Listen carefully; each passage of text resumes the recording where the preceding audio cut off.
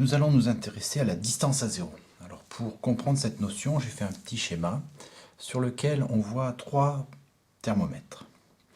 On a donc des graduations qui permettent d'indiquer la température, et pour le premier thermomètre, je lis ici la température et je lis 3 degrés.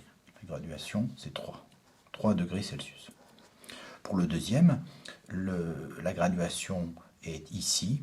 Je vais lire la température ici, sur cette graduation, moins 2 degrés Celsius. Et puis, pour le dernier, je vais lire ici, entre moins 2 et moins 4, c'est-à-dire moins 3 degrés Celsius.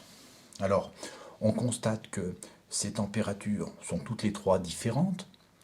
Et puis, on constate qu'il y a des nombres qui sont avec un signe, comme cela, et des nombres qui sont sans signe. Ce sont des nombres différents. Une température de 3 degrés, c'est pas la même chose qu'une température de moins 3 degrés. Pourtant, le chiffre 3 est le même. Seul change le signe que l'on met devant l'un des deux. Alors, maintenant, on va prendre un thermomètre et le tourner comme ça. Voilà. Si je lis ce thermomètre, j'ai des graduations. À gauche, ce sont les graduations qui sont négatives. À droite, des graduations positives. Alors, je pourrais représenter ce thermomètre sous forme d'un axe gradué.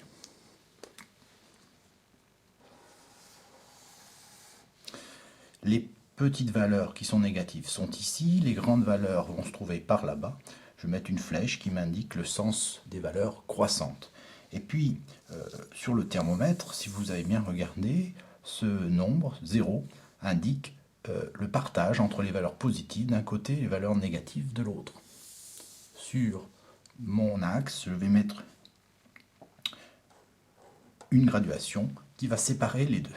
Alors, si je gradue régulièrement à droite, et si je gradue régulièrement à gauche, je vais pouvoir placer en dessous de chacune des graduations des nombres. Alors 1, 2, 3, 4, etc. Et ici, les nombres négatifs, moins 1, moins 2, moins 3, moins 4. Ici, on va appeler cette graduation l'origine. On va mettre la lettre O pour indiquer que c'est l'origine de la graduation.